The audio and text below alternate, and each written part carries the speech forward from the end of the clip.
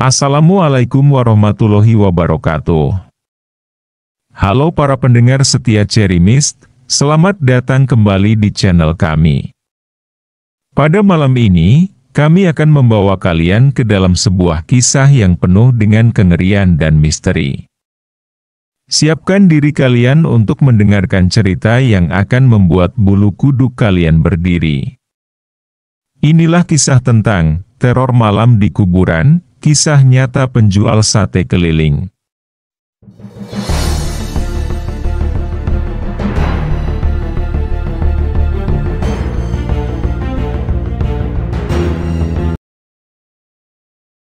Pak Mirta adalah seorang penjual sate keliling yang sudah bertahun-tahun menjajakan dagangannya. Malam itu, seperti malam-malam sebelumnya, ia berkeliling membawa gerobaknya yang dipenuhi aroma harum sate. Jam sudah menunjukkan pukul 11 malam ketika ia memasuki sebuah perumahan yang belum pernah ia temui sebelumnya. Perumahan itu tampak sepi, hanya ada beberapa laki-laki yang sepertinya sedang meronda. Pak Mirta berjalan mendekati mereka dengan harapan ada yang tertarik membeli satenya. Tiba-tiba, salah satu dari mereka berteriak memanggilnya. "Kang Sate! Sini, sini!" Seruan itu membuat hati Pak Mirta berbunga-bunga. Tanpa curiga, ia mendekati mereka. "Berapa tusuk, Pak?" tanya Pak Mirta sambil tersenyum. "Sebentar, saya tanya dulu ke istri," jawab salah satu pria sambil berteriak memanggil istrinya. Tak lama kemudian, seorang wanita keluar bersama anak-anaknya. Anak-anak itu tampak riang gembira menuntun ibu mereka yang sedang memegang piring.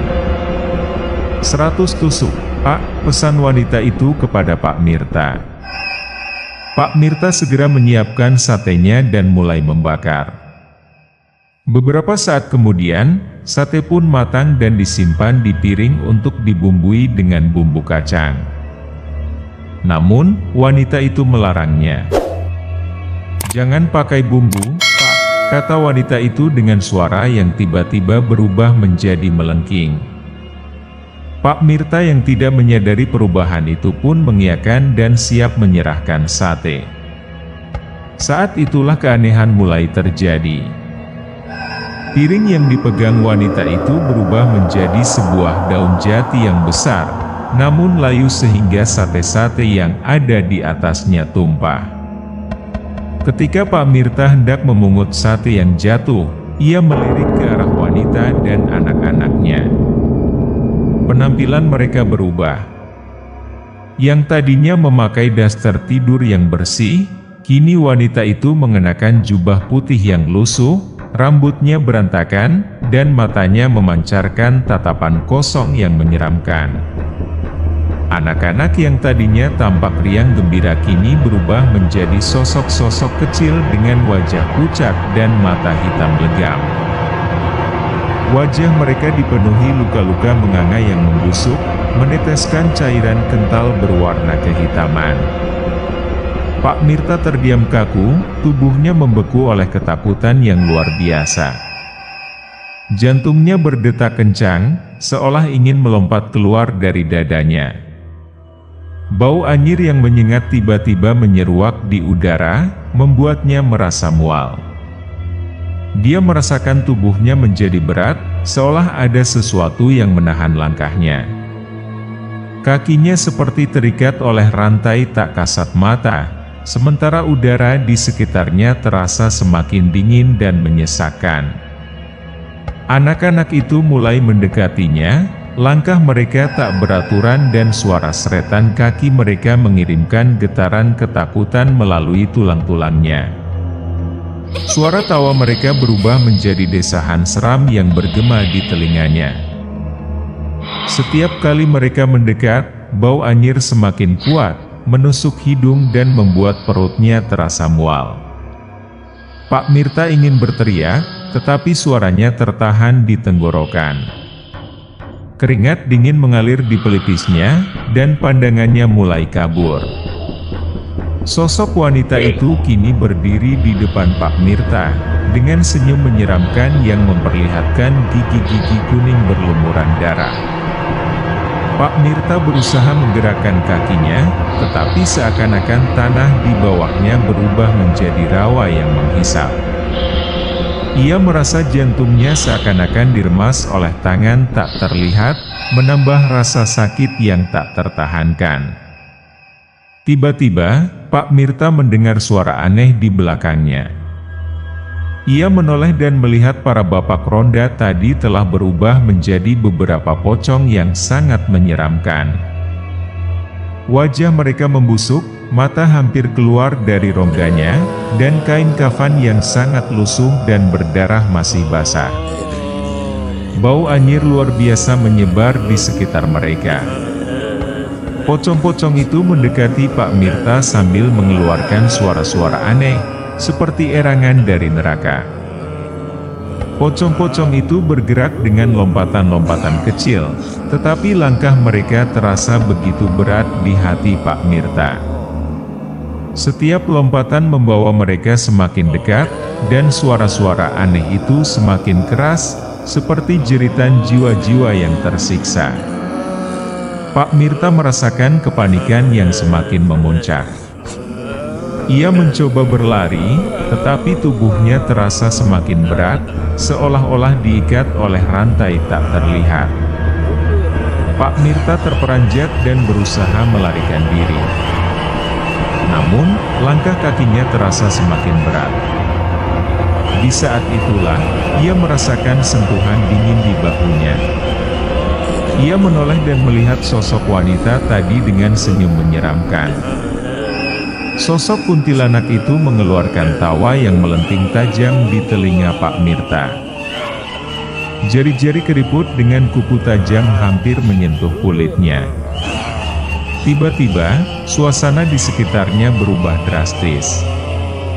Perumahan yang tadinya tampak sepi namun normal kini berubah menjadi tengah kuburan yang sunyi dan menakutkan. Batu nisan tersebar di sekeliling, beberapa di antaranya tertutup oleh rumputan liar yang tinggi.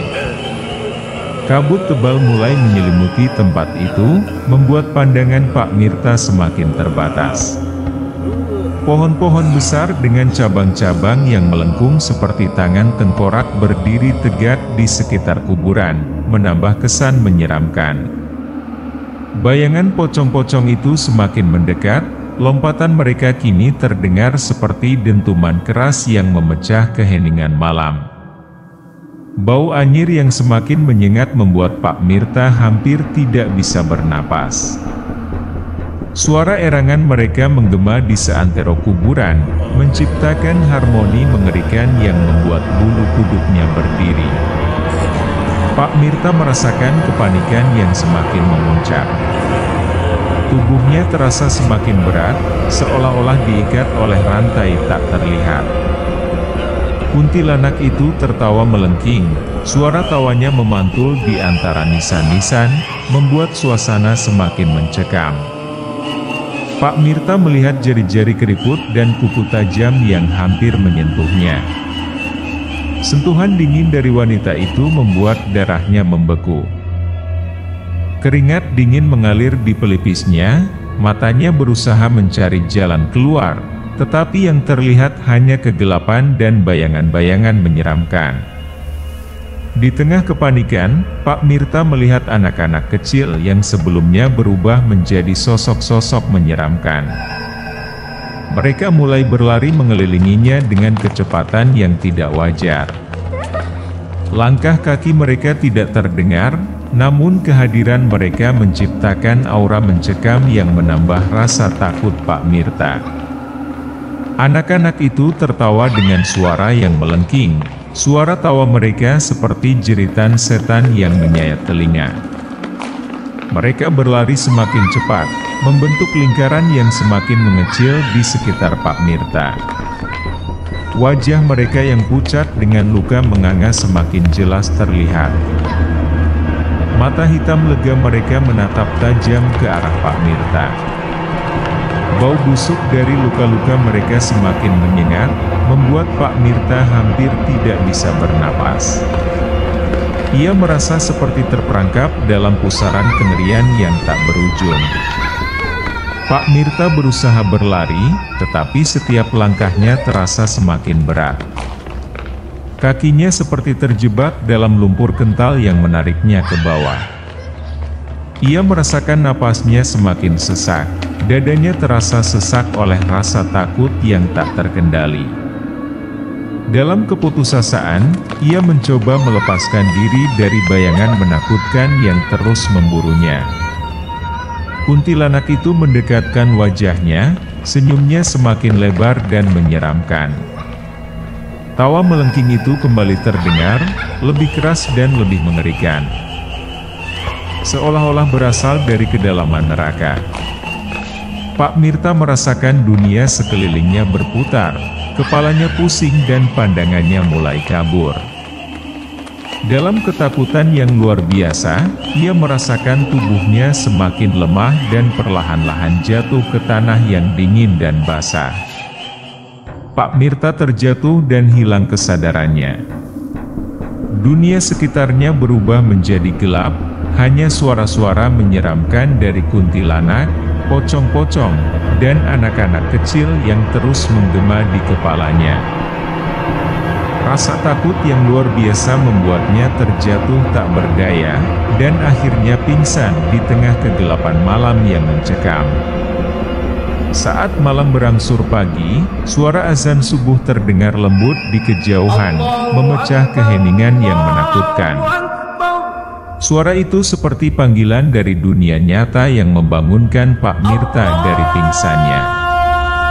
Perlahan-lahan, ia membuka matanya dan mendapati dirinya berada di tengah kuburan yang sepi dan diselimuti kabut pagi.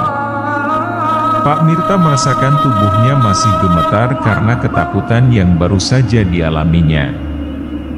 Ia duduk sebentar, mencoba memahami apa yang telah terjadi.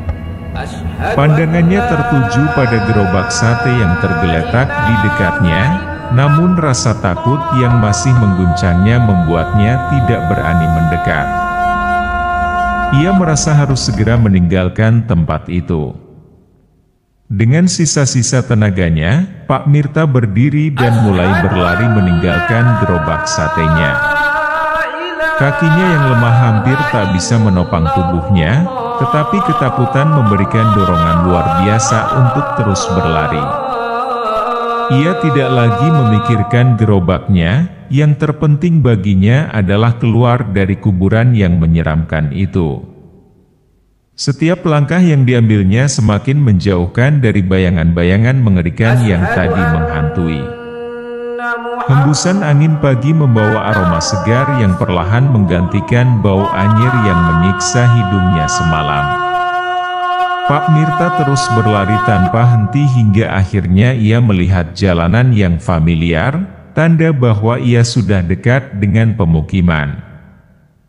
Ketika sampai di pemukiman, Pak Mirta berlari menuju masjid yang baru saja mengumandangkan azan. Dengan napas terengah-engah dan tubuh penuh keringat, ia masuk ke dalam masjid dan bersujud, berterima kasih kepada Tuhan atas keselamatannya. Warga yang melihatnya datang dengan penampilan seperti itu segera menghampirinya, menanyakan apa yang terjadi. Pak Mirta menceritakan kejadian mengerikan yang dialaminya semalam. Para warga terkejut mendengar kisahnya, dan beberapa di antara mereka mengingatkan bahwa tempat yang dimasukinya semalam memang terkenal angker dan seringkali memakan korban yang tersesat.